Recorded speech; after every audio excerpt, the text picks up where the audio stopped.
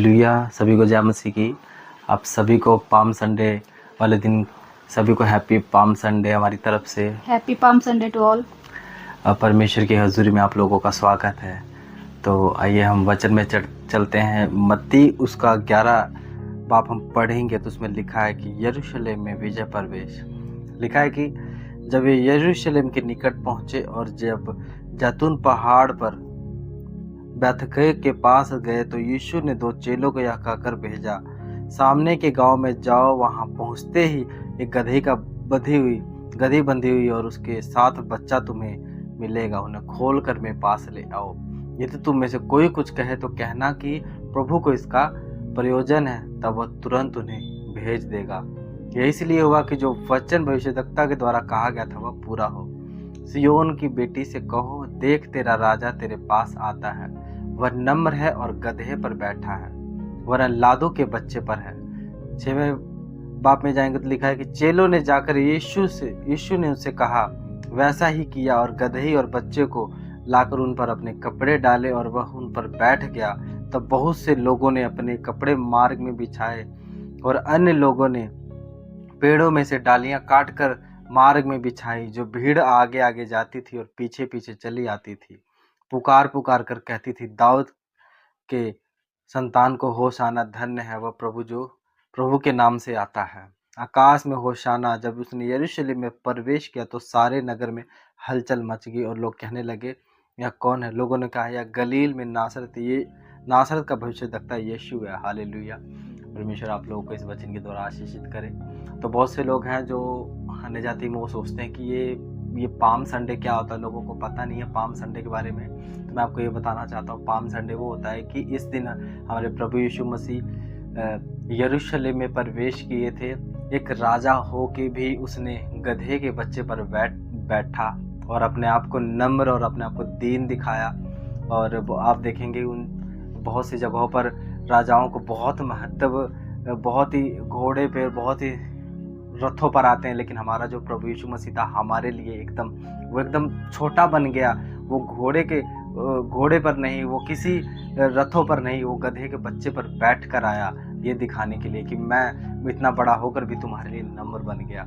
तो परमेश्वर प्रभु यीशु मसीह जब यरूशलेम में आया तो लोगों ने उसका खजूर की डालियों को तोड़कर उसका वेलकम किया। तो इसीलिए पाम संडे मनाया जाता है। और हम अपनी लाइफ में हम पाम संडे को कैसे सेलिब्रेट करते हैं। बहुत से लोग हैं जो अभी भी पाप में हैं, व्यभिचार में, गलत कामों में हैं। तो परमेश्वर को आप अपनी लाइफ में इनवाइट कैसे कर सकते हैं? जैसे प्रभु उस दिन यरूशलेम में प्रवेश किया, आप भी अपने पूरे हृदय के साथ, तौबा के साथ आप परमेश्वर के करीब जाएं, परमेश्वर से माफ़ी मांगें। जो गलती गुनाह आपसे हो गया है उन गलती गुनाहों के लिए माफ़ी मांगें। जो पिछली बातें बीत गई उसे भूलकर प्रभु की हजूरी में आएँ और उसके साथ वफादार रहें और अपने दिल को खाली करें।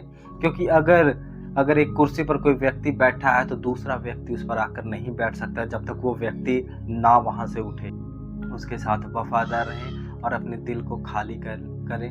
क्योंकि अगर एक कुर्सी पर कोई व्यक्ति बैठा है तो दूसरा व्यक्ति उस पर आकर नहीं बैठ सकता जब तक वो व्यक्ति ना वहाँ से उठे। इसी तरह से जब अगर हमारे हृदयों में अगर कुछ और बसा, नफरत है, कड़वाहट है, किसी के प्रति जलन है, ईर्ष्या है, तो प्रभु उसमें नहीं आ सकता। हम वो ऐसे उस हृदय में नहीं आ सकता।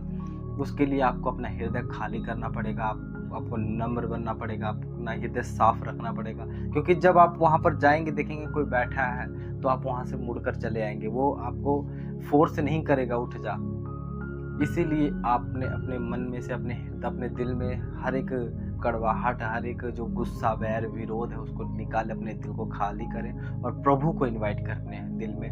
अपने हर एक सिस्टम में परमेश्वर को इनवाइट करें ताकि परमेश्वर का आत्मा आपके अंदर आने पाए और प्रभु के बहुत बड़े काम आपकी लाइफ में होने पाए।